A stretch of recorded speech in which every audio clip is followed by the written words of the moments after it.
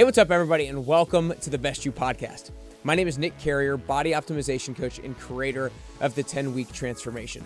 The mission of this show is to help you get closer to your best you in all areas of your life every single day.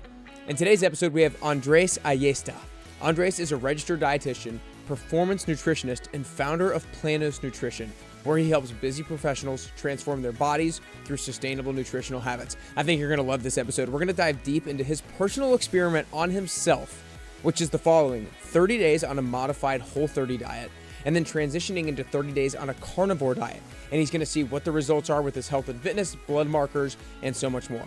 I'm excited for you to learn what all is going into this. For now, it's time to get closer to your best you. Let's dive in.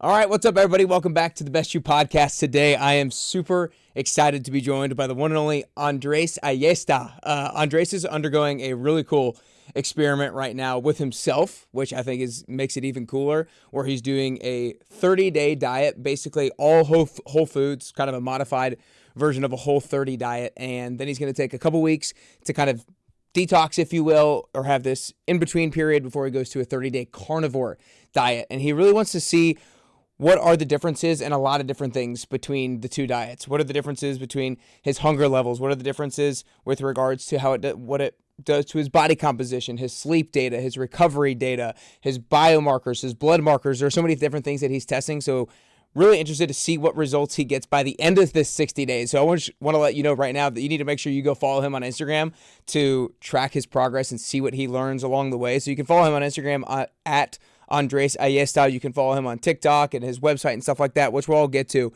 But I wanted to let you know that right off the bat because it's a super cool journey that he's undergoing. So the way I kind of want to start diving into this, Andres, is I think that you and I have a very similar belief around the hypothesis of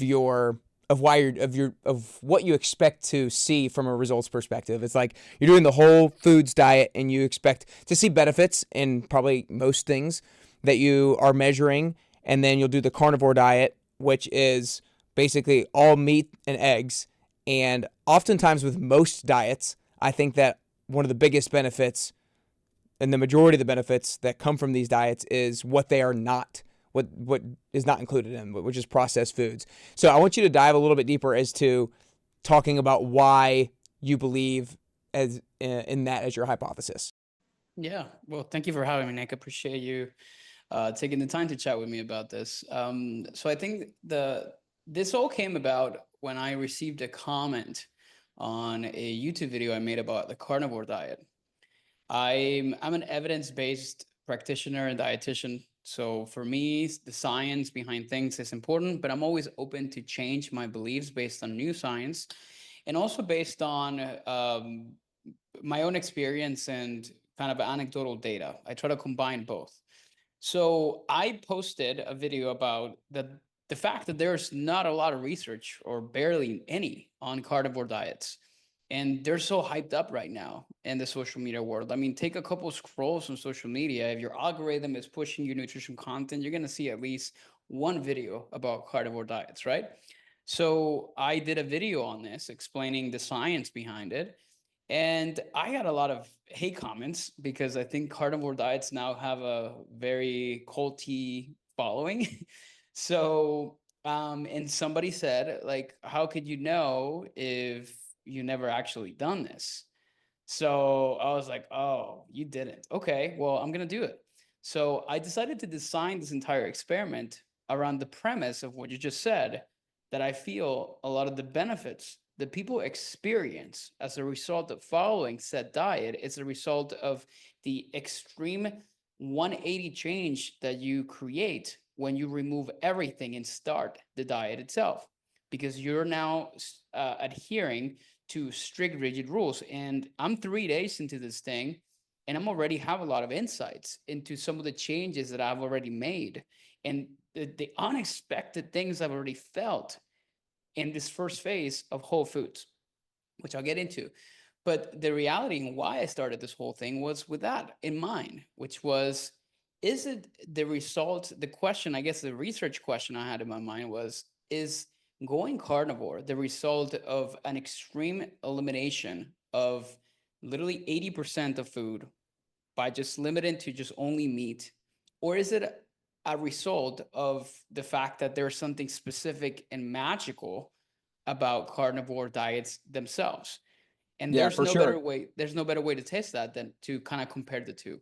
No doubt. And this isn't just applicable to the carnivore diet. This is applicable to any diet, really. Oftentimes, the reason why anybody sees progress or anybody can potentially see progress on all different kinds of diets is because there's no diets out there that are going to include that many processed foods, or there's very minimal diets that I know of that are going to include processed foods. The commonality amongst all of these diets are the fact that it's real foods, whole foods. And so just simply the elimination of the processed foods and the fast food and all that kind of stuff allows you to see health benefits from an energy perspective, maybe from a weight loss perspective, probably from a blood markers perspective and stuff like that.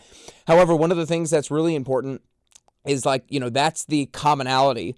But also one of the things that's important when you're comparing two things, diet to diet, is making sure that a couple of things stay equal with regards to calories and protein, mostly in particular if we're just thinking about nutrition and making sure that when you're comparing one diet to the other, that calories and protein are equal. So I know that is a part of how you're going to go about this.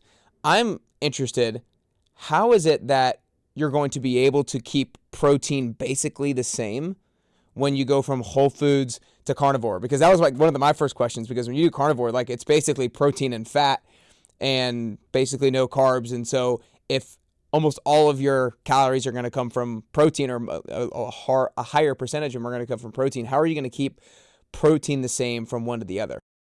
Yeah, so from an environmental or experimental design perspective, the premise behind diet comparison needs to be based on calorie and protein control, right? So if they have the same calories, they can be comparable to each other. Or at least a strong, when I'm looking at research data, that's what I'm looking at diet studies. So how to do that, I'll figure out when I get there. But one of the things, I already started designing some of the days on carnivore.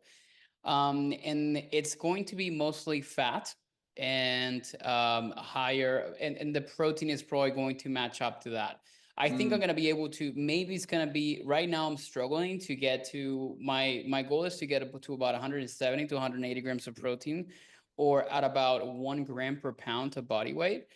And I have noticed that I typically have, I mean, I'm not trying to be perfect, but at least trying to stay within 10 to 15 grams for what I need to be, up or above or beyond, or underneath that. So one of the things I'm going to do for carnivore, most likely it's going to be to probably push a little bit more fats or fattier meats, which when you look at the content of protein in different sorts of meat, what changes is not so much the protein content, but it's mostly the amount of fat that you're having into that. So you'll see me probably in carnivore doing very fattier meats that will have a ton of fat, more so in comparatively equal amounts with protein. So then that's going to help me keep my calories elevated, yet my protein sort of maintained. So that's the Yeah. plan that I have for that.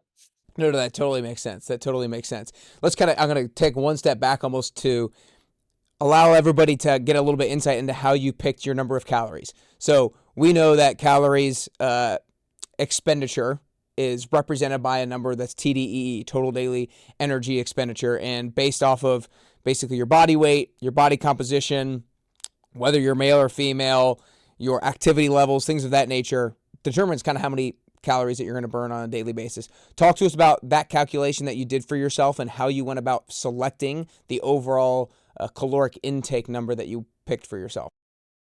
I did it I took basically three numbers. Okay. I took first an equation number, so a formula number. So this is the kind of numbers you get from plugging your information into one of those online calculators. I used an equation called Mifflin St. Jeor, which is like the clinically the best equation for determining your resting metabolic rate, and then you start to factor in your activity levels. What's that formula called? Mifflin St. Jeor. Okay. It's the formula that most calculators use. There's two. When we learned this in school, there's a couple of validated formulas. There's a lot, but the ones that I have seen the most, it's the Harris Benedict and then Mifflin St. Jeor being like the most common ones. So I plugged that in into, I'm using Chronometer to track my calories, and that's the one that they use. So I plugged that in and it kind of gave me a specific number. So I took that number. I also have been wearing a Whoop. Are you familiar with a Whoop, which is a strap? Yeah. So a Whoop is, it tracks this, and I've been wearing this thing for like 6 years. So it has like historical data on me. So I took the averages of my calorie expenditure over the past 6 months. And then to put the cherry on top, last Friday, I did a metabolic analysis. So they plugged me into a metabolic machine. It's called a MedCart. You're breathing in through this tube, and it's measuring oxygen consumption and CO2 production, and it gives you a better estimate on your resting metabolic rate. And it also, the machine kind of gives you an estimate based on your activity levels and different things like that. So I took an average on that as like my resting or my total energy expenditure, or TDEE, which stands for total daily energy expenditure, which it's again an estimation of how many calories you're burning on a daily basis, considering everything that you do. And it's crazy because my metabolic analysis that I did on this machine was very similar to what my Whoop data was actually giving me in my average on the past 6 months, which for me, I tend to have a lower calorie expenditure than, I guess, like it's predictive, because my calorie equation from or like my calorie calculations from one of those calculators, which is something important for people to understand, Yeah. it actually showed me that my expenditure was at 2,500 calories. Well, my Whoop and also the metabolic analysis showed me that I was burning closer to 2,250 to 2,300 calories on a daily basis. So much lower than what the formula estimated. I'm sorry, you said the formula was about 2,500 and then about 2,250. Yes. So about a 250 calorie discrepancy. 52 to 300 calorie discrepancy between the two. Wow. And then what I decided to do was, well, I'm going to take my numbers based on like the two, like the 2,200 and the one that I got from the metabolic analyzer. And I'm going to create, the reason I decided to do 2,000 calories, which is really the number that I'm aiming towards to, is because I still wanted to, because I work with a big weight loss population. It's still part of my goal right now is to lean out a little bit. I'm not doing this diet without purpose, but I'm like, I might as well, right? So I decided to create a small deficit where I'm gonna control it long enough that it's technically should be, adequate for me to kind of see some fat loss on both diets. And then over the course of 2 months, I think it's not necessarily something too extensive that it may hurt me. And at the same time, the deficit is not that big because it's only a couple hundred calories less than what my typical expenditure is, because I'm maintaining everything the same as far as activity. I'm not trying to like do extra cardio. I'm just doing exactly the same training, and I'm planning to keep it the same way over the next 2 to 3 months in the process. Let's talk about the selection of a caloric deficit. Maybe a little bit for yourself, but also just for like generic person who's listening who wants to lose maybe somewhere between 5 and 25 pounds. You mentioned how this is a caloric deficit that should, over time, if done consistently, see a little bit of fat loss, like we mentioned before. Let's say it's about a 250 caloric deficit on average per day. Generally what I kind of think about as the appropriate daily caloric deficit to get results is somewhere around 200 to 600 on average per day. How would somebody think about selecting what the appropriate caloric deficit is for them? Based on themselves. So let me explain how I actually teach this to people, how the way I coach my clients, but also the way I teach it if you're not being coached by someone, which is I start with a calculator, and I mean like the one of those like calculators online, and I get a number, okay, based on my activity and things like that. So let's say that as a 2,500 calorie, it's the number that it gave me. Let's say I don't have the other two numbers in place. Now, what I typically do is I have my clients track their intake and their weight at the same time, and I try to get them to be as detailed as they can am in the process. Sometimes I have them to do old school and writing stuff down so they can be a little bit more specific on the things they're doing and not forgetting anything. Or sometimes I have it put it into a tracker like Chronometer, my Fitness Pal or whatever. So then I have them track their weight, and I tell them, I want you to be super strict about tracking. I don't care what you're eating. You can just continue to do your same type of lifestyle the way that you have. In fact, I ask you to do that, or ideally, and you're going to compare, okay, like let's say how many calories you were consuming on a daily basis. And let's look at your weight fluctuations over that process as well. And let's now compare it to your expenditure, what it was. And then that's going to give you sort of an idea. If over the course of 7 days, you kept your weight around the same and you were averaging, let's take my example, 2,300 calories a day, and then your calculator told you like it was like 2,500 calories, technically, I'm either going to lose or maintain because the gap is so small and because our diets are not perfect. And even if we're tracking it, we're not was never going to be down to the T of what we're actually be consuming in real world scenarios. Right. So then in that case, I say, okay, like maybe if you maintain your weight at 2,300 calories, right? Even though the calculator gave you 2,500 calories, then you know that you probably need to be pushing things down below the 2,300 calories consistently in order for you to be able to see some changes. So in that case, I start conservatively and I Yeah. say, I'm gonna interrupt you there. Sorry, but I think this is an important question. So, and it kind of goes to your experience as well. You know, you through the calculator had the number of 2,500. Then when you got actually tested, it was more like 2,250, maybe 2,300 or whatnot. And a lot of people out there are gonna go now to their online calculator and get an estimation for themselves, and they're gonna wonder like, should I trust this thing? Should I not trust this thing? Do you have a feeling that most calculators are overestimating? Do you think that was just your particular experience yourself? And then to kind of build off of that as well, what do you think might be the causation of a calculator overestimating somebody's expenditure? I think it's just me, but it could also happen to many people. Now, the way formulas are created are based on something called regression equation. So I want you to imagine thousands of data points of people that got measured using that machine that I used, and they plot them over the course of well, not over the course. So they just basically plot them according to their age, their height, their weight, because that's what the calculators typically will have, and you'll graph them, right? So if you ever see a scatter plot in a graph, it basically looks like a bunch of dots, and they draw a line, which is called like your regression line.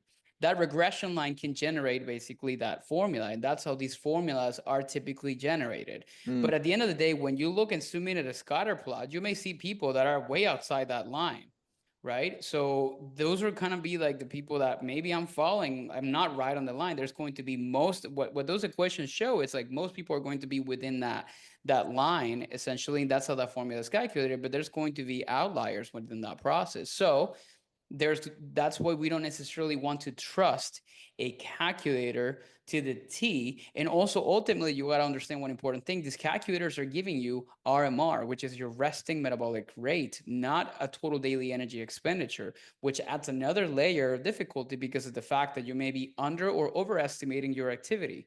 Because when you take those numbers, you have to calculate them by a factor and things like that, which these calculators are already doing for you when they ask you, for example, are you sedentary? Do you walk a lot? And like people may not really, they may overestimate how much they actually do, which is actually shown in research. So that's why these numbers are going to be better based. It's going to be a good number to start with.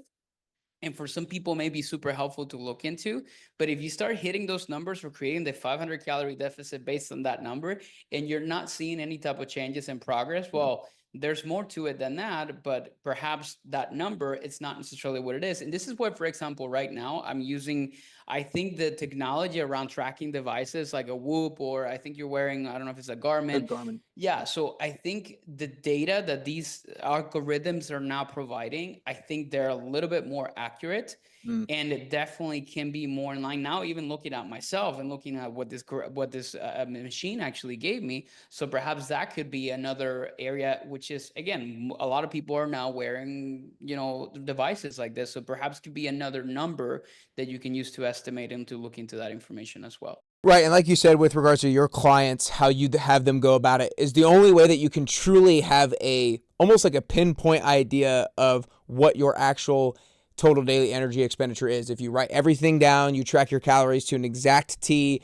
and you do that every single day of every single week, and you weigh yourself every single day, every single week, and you see how your weight fluctuates compared to your caloric intake. And it's like your weight stays the same based off of your caloric intake, well, then that is actually how much you're burning as well. So that's really the only way to really nail it down. But to kind of continue on this conversation, let's say somebody goes to the calculator, estimates that they're burning 2,500 calories, and then they create a caloric deficit of themselves for 2,200 calories, 300 calories, and they follow that. In week 1, they don't see any results. How long would you recommend somebody to stay on what their perceived caloric deficit is before changing it? Because like some people might need 2 weeks on it or 3 weeks on it to start seeing the needle move with regards to the number on the scale. How long would you say is like long enough to give it a go at that caloric number before you go lower? 2 weeks, but it depends on a couple different factors. But 2 weeks is usually what I try to aim for. But what are those factors that I'm talking about? One is underreporting or I guess like underestimating how much you're consuming.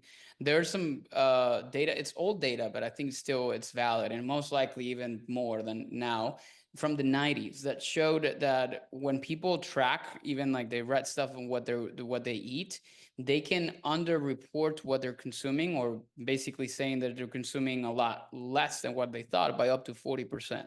Right. And this is not, some people might do it intentionally, but he's talking about unintentional underreporting. Yeah. No, unintentionally. Literally, right. This is like, well, this is what I ate today. And like, they could be dead serious. This is all what I ate today. But then they're not necessarily paying attention to, I call it BLTs, bites, licks, taste, things like that. Or sometimes not understanding really what the portion looks like. So this is why it's a bit nuanced. In terms of like, well, I'm eating 2,300 calories, or I'm creating this 300 calorie deficit and I'm not seeing results. So my question is always, but are you sure you're creating a 300 calorie deficit? Because here's a big mistake that a lot of people make, which is, well, I'm going to lower my calories even more. That it may end up happening, but the reality is that potentially they may not even be creating that deficit. And trust me, as a dietitian who also does this stuff like on myself, I struggle to be, and sometimes I forget small things here and there. Oh man, like I remember 3 days later, like I had this like piece of chocolate, I forgot to track it. That is, it's trivial. Sometimes it's like 50 calories, 100 calories, but that stuff starts to add up. And when you're only creating such a smaller gap out of a deficit, when you look at the total net amount of calories you're consuming versus the amount of calories you're expending, the gap sometimes gets so close that it's difficult for you to determine this. So before I make an adjustment to somebody and they tell me that I'm eating 2,300 calories and I'm not really seeing any changes, it depends on the client I'm working with. But if I'm working with somebody very numbers driven, which means they're tracking everything, I'm going to look at their log. And it's like, dude, like there's like 3 days in here that are just incomplete, or like there's stuff that is missing or you didn't put in there. I'm not going to make a change until like you can give me some hard data. This is because I'm very numbers driven. Mm-hmm. Now, for somebody that perhaps is not somebody numbers driven, that is based on calories, because I feel like maybe there's people listening to this and be like, I don't really track on all this stuff. There's still ways to do that. But I usually just do it based on just changing one variable at a time. It's like, okay, let's just change. The only thing we're going to change this week, it's like, I want you to kind of keep it doing everything, but let's cut down your breakfast and let's just do this one change. Let's see what happens for a week. And then it's a bit of a longer process, but It's a little bit more realistic for people. Yeah, no doubt. Calories and macros and all that kind of stuff is definitely not the way to go for a ton of people, really. And so figuring out strategies and ways like that to decrease your calories without knowing necessarily that you're decreasing your calories or without counting them per se is a super effective way to go for a lot of people, and I would arguably say most people. I'm curious, clients who come to you who maybe have actually have been under eating for a decent amount of time, who have done maybe number of diets and have just under eaten, I find that oftentimes those people are very much going to have a lower actual total daily energy and expenditure compared to what the calculator might project for them or estimate for them. And so I'm going to throw out some random numbers to make it so it's followable for everybody, and so you can speak to it. Let's say it estimates that somebody's total daily energy expenditure is 2,200. And let's say we don't know this exact number, but the person has been under eating for a long time, and their actual total daily energy expenditure, if they actually like went and got it tested and got it all done, is down to 1,600. But let's say this person has the goal of wanting to actually lose 15, 20 pounds. At that point, how do you determine if you put that person in a caloric deficit? How do you determine whether to increase calories for that person to like kind of boost their metabolism and whatnot? Is it a specific number of calories at like 1,600? That's too low. If it's 1,800, I'll go a caloric deficit. Like, how do you figure out whether we put somebody in a caloric deficit if they've been under eating, or we try to restore their metabolism if they've been under eating?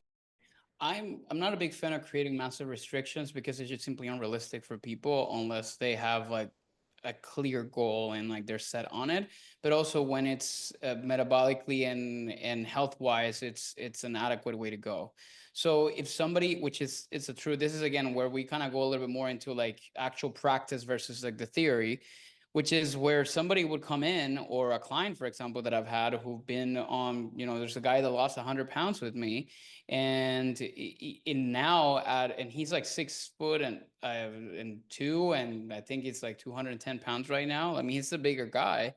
And like right now, 2,100 calories for a guy that size should be enough to kind of create a deficit. But because of the fact that he cut his calories so low, right now creating that gap is so much difficult. So that's what we call metabolic adaptation. So your body's just readjusted its way of managing calories a little bit differently.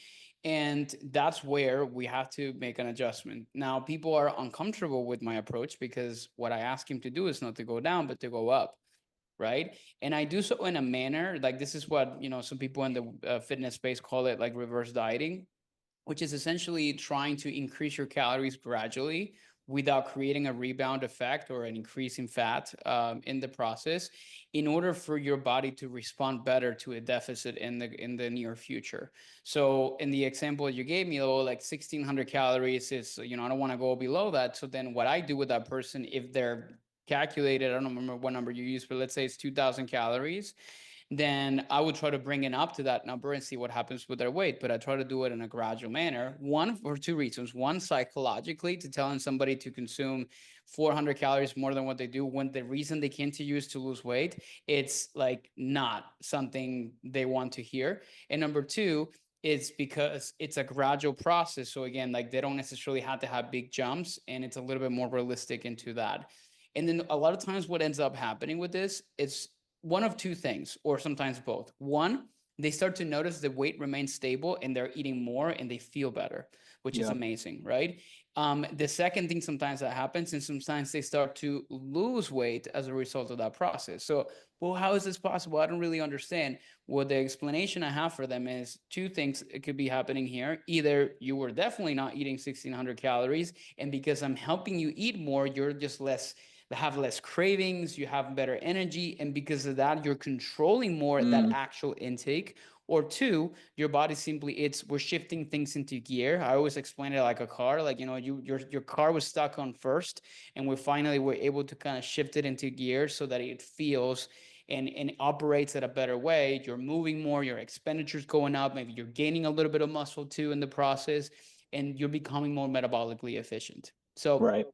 that's the way that I typically go on that route. I think it's so important for people to know, because what we initially talked about was metabolic adaptation. If you consume less calories, your body is like, what the heck, I'm not getting as much fuel. I need to be better at managing my caloric expenditure because I'm getting in less. I need to burn less in order to maintain, because our body was not designed to get shredded. Our body was designed to survive. And then it's really important to understand that when you go back to increasing calories, or maybe this reverse diet type approach, if somebody eats more calories and loses weight because of it, potentially, it's not always, but eats more calories and loses weight because of it, they were still in a caloric deficit. It's just that maybe their resting metabolic rate went up, maybe their NEAT went up, maybe they exercised more. There were some other things that actually led to their expenditure going up as their calories went up. So there was still a deficit when they ate more. Just some other things actually happened along the way. And one of the things that I always talk about this is like the calories in, calories out, like conversation. It's still the base of everything, but there's so much more than that. Like it's still important to maintain balance on calories, but obviously there's a lot more that goes into it.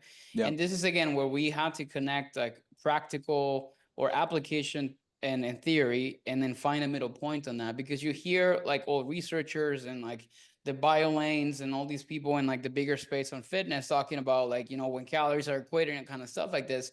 But at the end of the day, like, when you're coaching clients on a day-to-day basis, and you have a client who swears on their life that this is exactly what they're eating, and you trust them and you believe them to do that. And honestly, I have seen it, and they're not losing weight, which I have a couple clients in that state, like at 2000 calories when it's supposed to be a massive deficit. Then you start to ask yourself, well, maybe there's something else going on in here. And Right. that's where sometimes we had to kind of take a different approach towards that. Let's maybe discuss some of the other things that could be going on there. I actually read one of your recent social media posts that mentioned how if you're over 30 and are continually losing the same 20 pounds and gaining the same 20 pounds back and forth, there might be a few different things. And one of the things that you mentioned there was like lab markers that people need to potentially pay attention to that might be impacting their ability to lose body fat or their metabolism or whatnot. What are some lab markers that people might need to be wary of that would communicate to them maybe the health or the lack thereof of their metabolism? Yeah. It's all based on the body split into systems, and they all work synergistically towards the common goal, which is to maintain survival and to thrive really, or survive. So it really depends on where you're putting the body through in terms of the process. So when we're looking at lab markers, we're looking at different bodily systems. We're looking at your metabolic systems. We're looking at your cardiovascular systems. We're looking at your hormonal systems, and we try to make sense of the interconnectedness between all those things. Now, that's where a lot of times doctors will not tell you, right? They're just simply looking at markers individually, and not necessarily kind of giving you the full picture. So we'll start first with metabolic health, which is going to be based on a few things like your insulin function and the way that your blood sugar it's being managed or handled whenever it comes or it's in your system. So we're looking at a couple markers like your insulin, your blood sugar at resting state, and also your A1C, which is an average of your blood sugar over the past 3 months. That gives us a bit of an idea of like your ability of your body to handle carbohydrates or sugar in general. A lower A1C levels is definitely something encouraging because that tells me, okay, like your body's processing sugar adequately. Right. So that's one part of the system we tend to look at. And then we also look that into connection with your thyroid health. And thyroid is essentially like the master regulator of your metabolic rate. And when your thyroid is not operating optimally, there's got to be some issues with that. I have a male client and who is struggling right now with dropping weight. And I can't guarantee, I mean, he's going to laugh if he ever hears this, but because I think that's my hypothesis. I noticed his thyroid is not functioning adequately. And I told him we need to see an endocrinologist because I feel you push your body too much. This is a guy that ran like a maniac, like lost 100 pounds and it's like frightened to gain it back. And those people that are overtraining, doing way more than they need to. And I noticed that TSH was a little bit it lowers, which it's not necessarily something ideal what we want to see. Now he hasn't followed up on that, and then we're starting a cut, right? Because again, we gotta sometimes kind of give them what they really expect and what they want, and there's still resistance. So maybe there's a part of me that thinks like there's something going on lab wise in somebody over 30 that could be a problem. So we're looking at and the same time at thyroid markers. And then we connected with two other systems, which is going to include hormone health and also your adrenal health, right? Which they're two different things, but they're also very connected. Hormone health, particularly in guys, because I work, men and women, both of them are important to look at those things, but we're looking at different areas. For men, I'm looking at their testosterone values. We know from research that testosterone levels in men, and including like fertility and reproduction markers and stuff like that, have like definitely gotten lower over the years. So we know testosterone in men today in general are lower than what they were in the 80s, right? For whatever reasons. But we know we're not producing as much testosterone as we used to. So we definitely need to look into that and find ways in which we can rise those numbers. I always say like diet and lifestyle is first, supplementation second, and then as the last resource, this is for people over 30 and 40, some people probably older, then obviously consider hormone replacement whenever that's necessary. And then in women, menopause and different things like that that could potentially affect that. And the last numbers that I tend to look at are going to be adrenal health, which includes cortisol. It's going to look things like DHEA and DHEAS, which again are certain markers that determine stress response in the body, along with a couple of different extra things like vitamin D, iron levels, and B12, and yeah, those are the main markers that we tend to look at. Again, it can be more extensive, but at first glance, in my coaching programs, I do run labs for our clients, and those are the things that I want to see. But unfortunately, with a lot of doctors, that's not routinely sent to patients when they need to be looking at all their data for different red tape, insurance, healthcare in America type of things and situations, which is obviously the bigger problem that exists when it comes down to that. So that's why we sometimes need to look a little bit more in depth. I call this like looking under the hood. Yeah. And a lot of times, like these things are corrected through diet, exercise, lifestyle changes, habit changes, but sometimes it needs a little bit of an extra support in the process, and that's why we had to look at that as well. A couple of different things to expand on this. If, let's say, and we're just making up numbers, and I know you're not going to have an exact percentage, but your best estimate. Let's say there's 100 people who are struggling to lose body fat, and all 100 of them feel like they're the typical person who feels like they're eating in a caloric deficit, and they're like, what the heck? I'm not losing body fat, I'm not losing weight.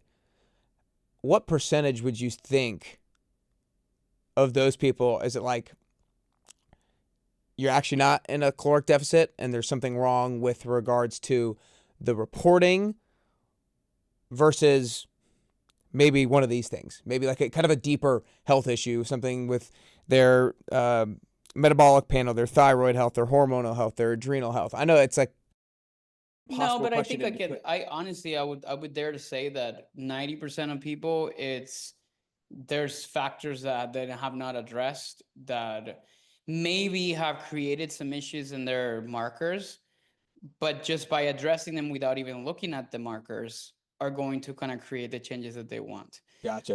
Because I think most people, that's where they're falling in. So maybe 10% of people might need to really like look at these things and make like specific changes because now if for example somebody's coming with me, 100% of the people are gonna get labs, right? Because I still want to see everything from the get-go. Right now, I'm gonna connect that with like when I'm assessing them, and I'm like, okay, like your diet, it's like awful, like, and your nutrition and their training. I mean, there's so much stuff that we need to do. So I'm even gonna touch any type of thing that is required for you to improve these markers more so than your diet and your lifestyle, and then really getting connected with ensuring that you're adequately eating the calories that you're required to be able to be consuming in that process, which is again, that's the order of priority or hierarchy that I usually tell my clients to go through. Those usually will have issues are those who are more advanced in nutrition science. Okay. They know their stuff. It's like, imagine like when I'm coaching coaches, right? Like, let's say like you need accountability and you're struggling with certain things and you need somebody to help you in the process, and you come to me, you already know this stuff, right?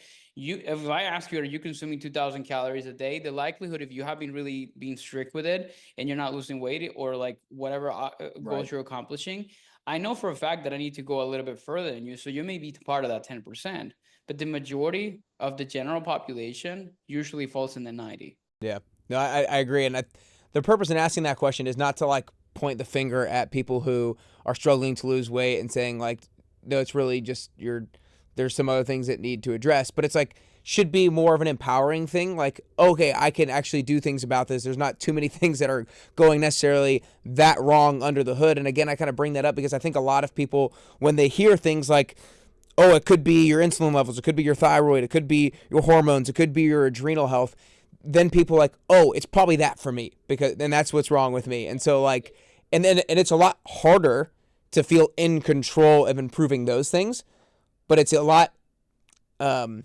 really more leverageable to control habits like the BLTs, the bites, licks, and tastes, and things like that. So that's kind of the reason why I bring that up. It's not to point the finger. It's just to empower people.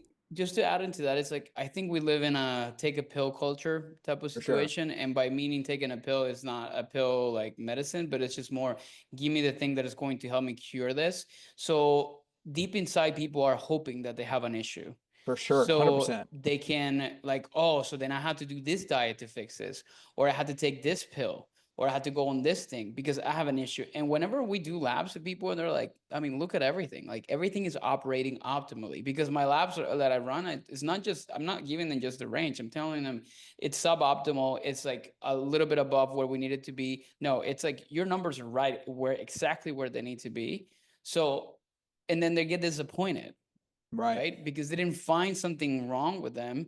So they could, quote unquote, take the pill that they needed to take. And then it comes down to the boring, Exactly. non-sexy ass stuff, which is, well, you got to be consistent. You got to do all that kind of stuff. But that's not really what people want to hear. 100%. That's like one of the things one of the biggest problems about there being so much information is there's always something new coming out, and people love newness because when they hear something new, it could be like, oh, I've never known that before. Because I never knew that, that's why I'm stuck in this situation. When it's like, for most people, it's not really that. The way I kind of want to finish off today, Andres, though, is kind of going back to the experiment that you're running, and to kind of just discuss back and forth what you think might be the differences when you do the carnivore diet. Like you said, you're measuring a bunch of different things. I forgot to mention you're doing like performance, you're doing strength tests, you're doing body composition, you're doing blood markers, you're doing all these different things. I would, without really giving it enough thought, probably leading into the interview, I'm trying to like predict what you might experience yourself. I would say during the carnivore diet, maybe it's like, maybe you have a little bit less energy. I would say it's going to be definitely hard from a practical standpoint and a lifestyle standpoint, especially if you're somebody who goes out to dinner with friends or you're traveling or anything like that during that 30-day period. I think that will be very difficult. I think there might be some, I'm blanking on the phrase, but the monotony of eating the same thing over and over again, I think could be draining. I think potentially coming back after the 30 days to foods that you haven't eaten in a while. I have no idea, but there might be some things there.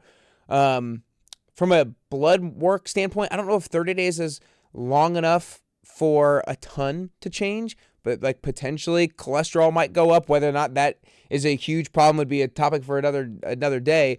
But those are some of the things that I would potentially think off the top of my head. Either like you can provide me feedback on like disagree with that, or in addition to that, I think this. Just, like, what do you think you're going to experience? I think we'll just simply compare predictions. So like, here's what I think is going to happen. Or again, but this is like something changing, I guess, of today. Like I'm 3 days into Whole Foods and I'm already experiencing differences in the way I feel that I was not expecting, because in my mind, I thought, well, I eat pretty well. Not when I'm rigidly controlling so many things and I'm super strict about what I'm doing, and I'm realizing, holy crap, like, I mean, 3 days into these things and I feel different. So maybe what I'm predicting, because so far what I was predicting is not panning out to be, in a good way, I guess. So I think when I make a transition, I'm definitely going to feel better. I'm going to tell you why. I did a ketogenic diet experiment back in 2018, 2017. And for those people that don't know, ketogenic diet is pretty much carnivore, but then you're still eating vegetables and some like very low carb fruits. So you're keeping your carbs under 50. So when I did that, I was feeling the best I've ever felt. And the reason for that is because you're entering into something known as a ketogenic state. Your body is relying mostly on ketone bodies as your main source of fuel. And I always say it's a cleaner source of energy. It's more metabolically efficient. But to get to that place, you have to really adapt your body towards that, which means you have to deprive it of carbohydrates long enough so your body needs to find an alternative fuel source. Why? Because your brain requires glucose, and there's only one source of fuel besides glucose that your brain can use for survival, and it's ketones. This is how somebody can survive for 20 plus days, depending on average person, without food, because they enter into those states to rely on their own fat storage to be able to do that. So ketones usually tend to be and make you feel better because they help you control hunger better and stuff. So I anticipate I'm going to feel much better. One question to stay on this. Back either when you did the keto and like your expectation for this, is there a lag time? Is there like, I felt kind of like crap at days 3, 4, 5, 6, and then day 7 is like, oh, then I started feeling good because then Yeah, that process is known as keto adaptation. So I guarantee the first week I'm gonna feel terrible. About a And week, you probably think? for probably about a week. And the reason for this is because I'm also eliminating fiber. So that's something I didn't do with keto, because in keto I'm still consuming like, vegetables and stuff. With carnivore, I'm eliminated. I guarantee I'm going to be constipated for an entire week. And I'm scared to do this, and scared to be able to to kind of experiment with this. So most likely I'm not going to feel great with this in the first week. I know for a fact I'm probably going to transition and feel better once this happens. So that's something that I think it's going to be a result of that process. So that's Do you think your bowel movements will go back, will like adjust, like no, when you look at this is the thing in carnivore, like people don't necessarily talk much about this, but then when you go on forums where people are talking about this stuff, which it's crazy because I've gone in some of them, and like people are like the side effects are scary, and I'm frightened, dude. Like I'm super scared about some of these things. Like people, I granted it's like people that are just I'm gonna do carnivore and like they don't even know like nothing about nutrition, and they're doing things like crazy, but people losing hair, people have not been able to go to the bathroom, or sometimes they have like explosive, like sorry for the language, diarrhea, like that kind of stuff. So I have no idea how my body's going to respond to that. I pretty have a good like a good resilient gut health, I feel like. So most likely I'm not gonna have something crazy. I do guarantee, and I think I'm definitely gonna get a little constipated, but we'll see. So I'm gonna report on this now. When it comes to the lab markers, I think we're going to see some changes. I think most likely my cholesterol levels and my LDL will go up. I guarantee probably that it does. What I'm also looking at something, it's called ApoB, which is a specific, I think in 1 month, again, it's not too long to see meaningful changes, but who knows? But I think there's going to be some changes in lab markers. I'm interested to see inflammation markers, just to see if those numbers like have any type of meaningful differences when it comes down to that. As far as adherence, 100% with you. Like I think this is going to be very monotonous. I'm gonna have to find some ways in which we can make it fun. Like right now with Whole Foods, it started to become like this in the second day, but it's mostly because I don't really experiment with a bunch of stuff, and I started to like this morning with my son. Like I have a 2-year-old. Like we started to make this like egg frittata, and I was like, this is phenomenal. Why don't I ever make this since it was just so easy? So I think it's pushing me to experiment with different recipes and different things, and that's been fun. With carnivore, there's not a whole lot of room for stuff because you're limited to eating like literally, like 15 things, and all of them are meat or eggs or butter or and some people do cheese and some dairy. Like, are you gonna do any cheese? I don't know yet. I think there's a part of me that may feel like just for adherence, I think it may need to, and for purpose of calorie consumption, I think I may need to, but we'll see whenever I start going through the process. Yeah, for purpose of equating calories and protein. Yeah. 100% know it's going to be much more difficult to do, and it's going to require a whole lot out of me to be able to kind of stick to that. And that's what I predict is definitely going to happen. The one thing about the cheese is a lot of people think have certain opinions on dairy, and a lot of people actually do have the dairy sensitivities and whatnot. The one thing about adding cheese in it is like then you don't know necessarily what things might be happening because you're having dairy compared to it being meat and eggs. So it, to an extent, adds another variable in there. but it might be This is, for example, why I'm not necessarily doing like milk, because there's people on carnivore that do like, I mean, the same people in the raw milk movement, and there are some people in the same, and they're kind of hanging out in the same bars, right? So this is like, I don't want to go that route. I want to just simply keep it like mostly meat. Obviously butter, just animal fat essentially. And again, like technically cheese is like the animal fat from like the milk production process. So I think minimally I may add it, but not in tremendous amounts. So I think for people like my idea of what I think it's gonna like my day it's gonna look like is I'm most likely gonna have a pretty big breakfast and a pretty big dinner, because I don't know if I'm gonna be able to handle. Most people that typically enter into a ketogenic state have better hunger management, so I think I'm gonna be able to push like longer periods of time without eating. Yeah. So I'm definitely gonna have like a very like probably like 1,000 calorie breakfast that is gonna be encompassed with like, I can definitely crush some eggs, so probably like half a dozen of eggs and some ground meat. I'm probably gonna do it an 80%, so like the fattiest version that I can actually kind of find when it comes down to that, all cooked in butter. So that's gonna be my breakfast, literally. And then I'm gonna have like 1,000 calorie dinner, which is gonna be some form of, fatty chicken, like a chicken thigh or some fatty fish, because I want to make sure I'm also adding some omega 3s and stuff like that into that, or like a very like juicy like steak type of thing. Which again, for some people, like that one dinner sounds amazing, right? But then like repeating that thing every single day is definitely going to make it like tougher. So I think that's the plan. I mean, if you think about it, like a 12-ounce New York strip is like 600-700 calories. Like it's not going to be that difficult to get the calories that I need. It's just simply like how I'm going to be able to the repeatability of this. Yeah. Eating out is definitely going to be difficult, but not as difficult as, like if most places, like especially if you go to a place that serve like meat. I mean, you can just, I mean, it's just boring, right? Just like, just send me like the steak, send me like the chicken alone, like send me the thing. And that's probably gonna have to stick to. But lifestyle wise, like, I don't see, like, I think the people that talk about this, like, I just saw comments in my YouTube channel about the fact that I'm doing this. And like, a lot of people are like, I'm so looking forward to see your results. And they're like, and then some comments from people that said, like, I've been 2 years on carnivore.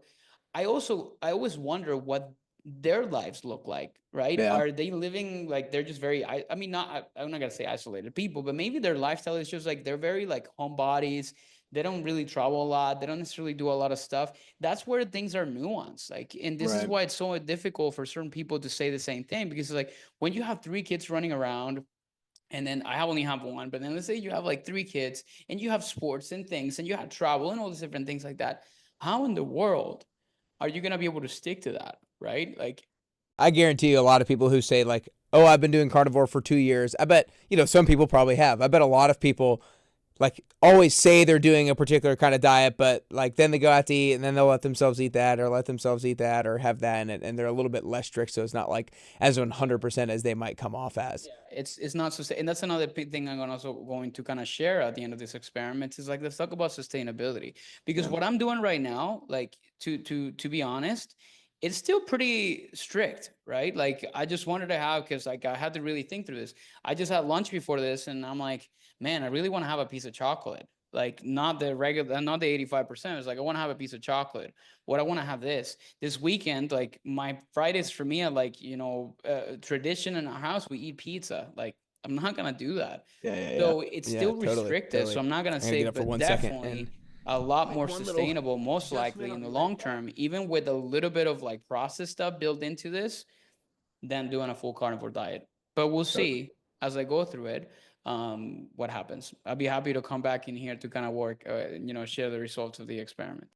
Yeah, totally. I'm just honestly super intrigued to follow your journey because I do these kinds of like experiments with myself. Now, I haven't really done a super in-depth experiment on myself with different kinds of diets for extended periods of time yet. I do a lot of like fitness experiments and some nutritional one, but not something this extensive. So I'm super excited to track and follow. But to kind of wrap up our conversation today, Andres, I'm interested from a coaching perspective, and you can kind of draw on this with regards to your current journey as well, as the execution of things, because so many of us know what to do, but we just struggle to do what we know. And that's in the health area of our life. And that's all areas of our life, right? Like common sense isn't always common practice. And so what are things that you have clients do, or what are some things that you talk with your clients about to that allows them to execute at a high level? Like, what are the things that your clients who are really following through regularly on their commitments and their promises to themselves,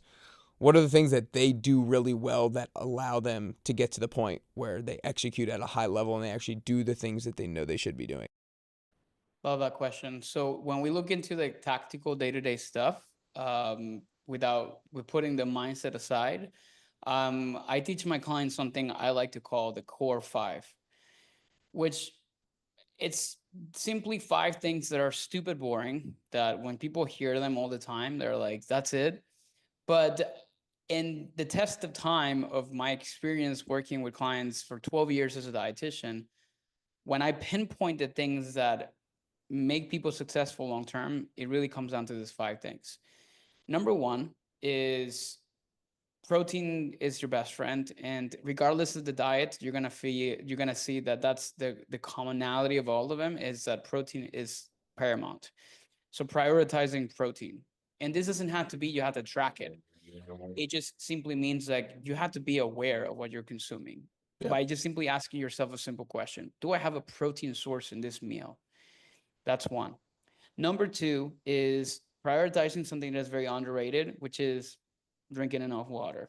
I think not many people do that. I even struggle with this. So prioritizing hydration. Sometimes dehydration gets masked with hunger. Do you say that mainly from a hunger and like energy perspective? For both energy, hunger, from the perspective also weight management, like so many different things are related to water, performance, cognitive health, like so many different areas. So hydration, I think it's a key piece, and prioritizing enough of it. And then it's not necessarily thinking how many ounces I need to be consuming. I don't really focus on that. When I'm talking about this core five, these are like the basic things that everybody should be doing every day. That if you just do this, like if I was to ask you to do like an experiment and I tell you, focus and like put like a little tracker on your fridge and say like for 30 days, I'm going to do these like five things every day. And I'm going to really put it on top of mind. You're going to see incredible results. Yeah. And they're stupid simple, but yet people are not doing them. So that's number two. Number three is no skipping meals. What I have noticed, regardless of the trends on fasting and intermittent fasting and all different things like that, which I think are advanced nutrition strategy, is your body likes routine. And when you start to skip meals purposely or not on purpose, you tend to overcompensate with total caloric intake. And this has always been the case for many people. So that's why I tell people try to keep a consistent meal routine and try not to skip anything unless it's part of an advanced strategy that you're implementing. So that's And for most people, is that 3 meals a day? it could be three, or it could be two, it could be four, right? It's, I think, depending on the person and what works for them, because some people have bigger appetites like me. So I can definitely hold my hunger well for like 4 to 5 hours. So for me, maybe three. For other people, it could be honestly two. Like it really depends on the person, but it's essentially just doing what works for you, but then still stick to the same thing. That's number three. Number four is prioritizing fruits and vegetables, F and F. So, and the reason why I say this, again, this goes contrary to the carnivore thing, but it's one of the things that now doing this Whole Foods, I'm noticing like my hunger is so much like it's so like the way that I'm handle hunger, it's so much better at 2,000 calories, which is definitely less than what I was consuming last week. So prioritizing fruits and vegetables, I usually aim for like 2 to 5 servings daily between the two things. So for example, today I already had like five. Last week I had like two, and it was like 7 o'clock at night. So I know I was not doing great when it comes down to that. So that's another one. And then the last one is, this is not nutrition specific, but it's just mostly movement. I'm not talking about going to the gym and getting a 60 minute like, workout routine. Yes, resistance training is important. And yes, cardiovascular health is important. But people just need to start by just moving their body. We are spending way too much time sitting down, and they're trying to go from like the couch to doing like a very sophisticated training program when, dude, you got to learn how to walk before you can run. So how about you start to, pun intended, walk first before you get a little bit more advanced into that process. So prioritizing movement every day, it's so important. And I think many people are not necessarily focusing on things. These five things are the cornerstone, I feel, the basic foundation of long-term health. And if you get this like under control, then you can start to work and add more fancy things into it. Then you can do stupid like me and go on a carnivore diet and experiment with it, right? But not until you master the basics of your health. No doubt. I love those things. And that movement part, I think that is another one of those things, to go back to what we're kind of earlier discussion. A lot of people overestimate how much you're actually moving on a daily basis. A lot of people think like, I think a lot of people are just psychologically comparing like one day to another. Some days they're just sitting on their butt all day long, and then days that they might get up a little bit, they think like, oh, I'm pretty active on these days, when it's like, you really look, if you look at your steps or whatnot, you're getting like 5,000 steps a day on those days that you're maybe moving a little bit more than you would if you're just sitting at your butt all day. I'm curious, I might have two quick questions.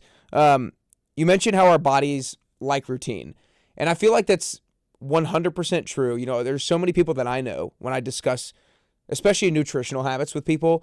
I know people who have 2 meals a day. I usually have 3 meals a day, plus like a kind of wind down snack before going to bed, at like all different hours, and different things work differently for different people. But oftentimes if somebody just has like 2 meals a day and they're very healthy, that's been their routine.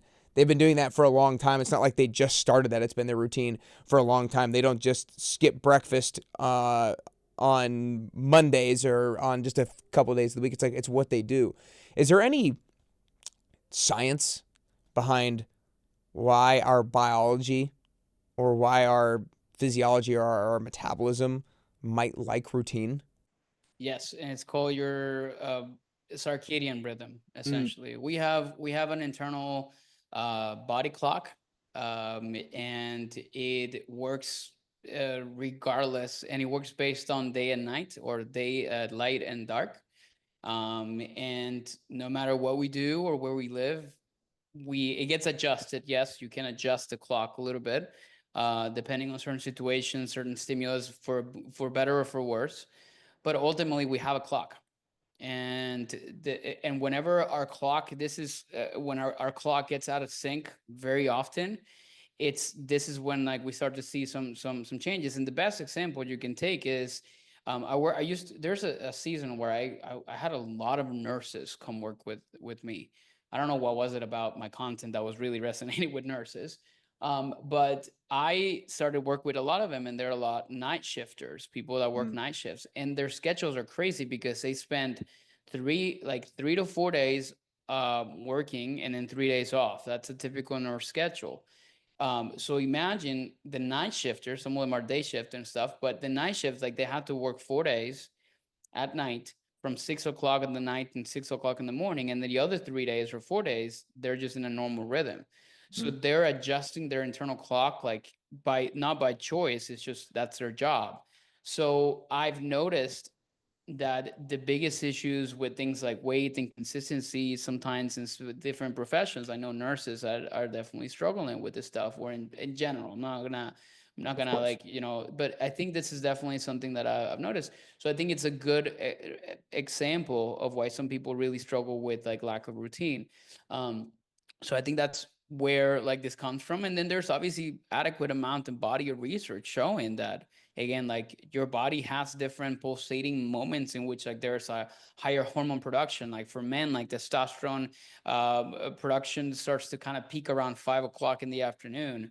Cortisol levels typically tend to be higher in the morning. Like, so we have a clock that regulates certain things, and routine typically allows you to get in sync with that clock.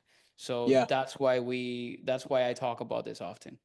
Yeah, when you're saying that, it's making me think about what you mentioned earlier when it comes to some people who undereat, then all of a sudden starting eating more calories, and then they potentially either maintain their weight or start to lose weight. It's because like you kind of actually finally got your body into gear and kicked it into gear a little bit, and things start to operate a little bit more regularly and optimally, and therefore you start seeing the benefits of it. So I think our bodies love routine. I love that breakdown of that. When I asked the question about execution and follow through, you mentioned 5 tactical things.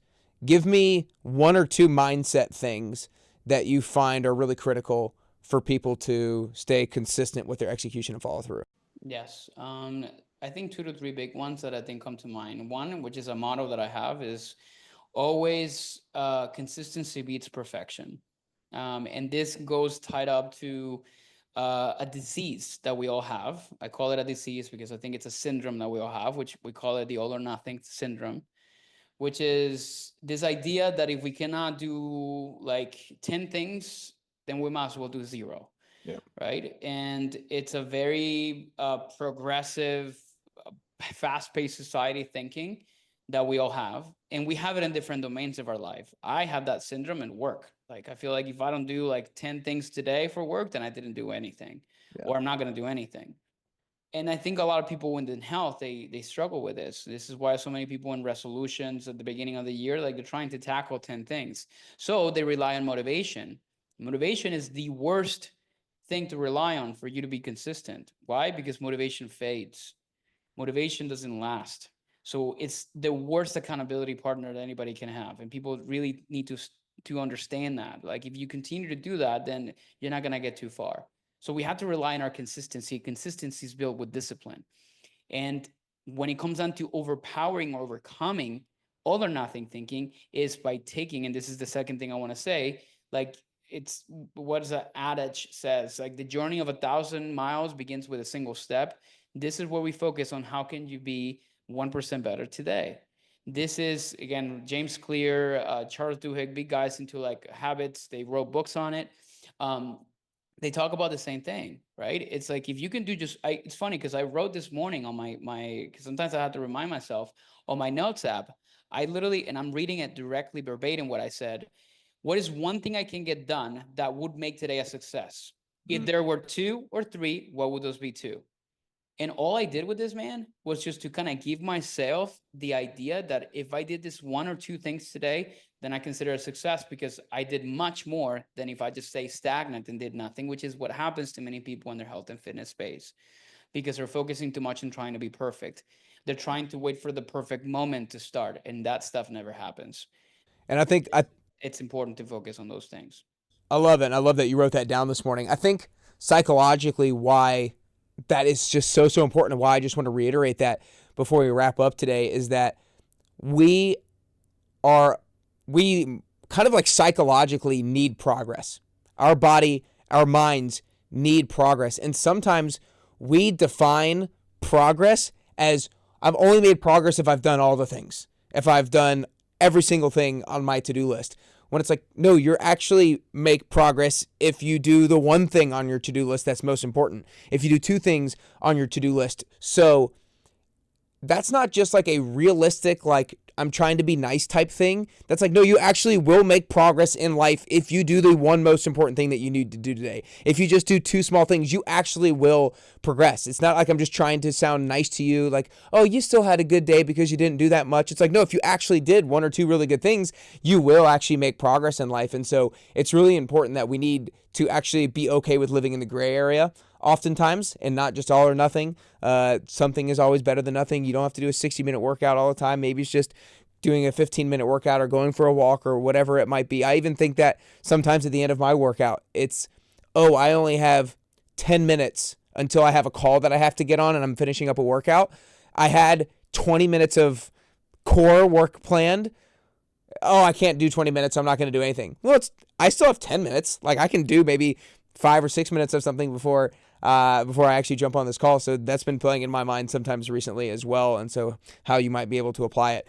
Anyways, this has been awesome today, Andres, and I am super pumped to follow you on your journey and hear what you learn, and hear the things that you're surprised about that you experience that maybe you didn't think was potentially going to happen. I'm excited to see what happens with some of your blood markers, what happens with some of your other data, and just like your experiential and anecdotal data as well. So you need to make sure you guys follow him on Instagram at Andres Ayesta, on TikTok at Andres the Dietitian. You can go to his website at planosnutrition.com to learn more about his coaching and everything like that. Is there any other thing good place at YouTube, man? I think YouTube is going to be a good place for people to come in, because that's where I'm going to be putting a lot more of my like long vlogging type of content. Yeah. The details about the experiment, they're going to get sort of my baseline testing, so you can see actual numbers that I got from my think are going to be released on, I think tomorrow. I just saw that I gotta like, ping my editor back. And so, yeah, that's gonna be a great place. And you can just simply search my name on YouTube and you're gonna pull it up, Andres Ayesta. And I'll sure give you the link so they can kind of have direct access. But I think those are the main channels for day-to-day stuff. Instagram for like some short form, Instagram, TikTok, and then like YouTube for longer stuff. And if you want to, if you're interested in working with me or any other things that I do, planosnutrition.com is the place to go. Amazing, dude. Well, we touched on a lot today. We talked a lot about caloric intake. We talked about protein. We talked all about the carnivore diet. Talked a lot about mindset and tactile things in order to follow through. We talked about things that could be inhibiting people from losing weight, so on and so forth. And it just was super valuable. I hope you guys enjoyed this episode. If you're listening on the Apple Podcast app or on Spotify, make sure you hit the follow button so you get notified each time a new episode comes out. If you're watching on YouTube, make sure you hit the like and subscribe button, and make sure you go over to his page as well that we'll have all linked up so you can follow him throughout this journey and learn all the things that I want to learn as well. So make sure you hit like and subscribe there. Maybe leave a comment about what your opinions are of the carnivore diet and whatnot, and what you think. Maybe predict the future, predict what might happen to him in the comments below, what you think is going to happen to his blood markers, his body composition, all that kind of stuff as well. But Andres, that's all we got today, man. It was a joy. I'm excited to track your journey and appreciate you joining. Thank you so much for having me, Nick.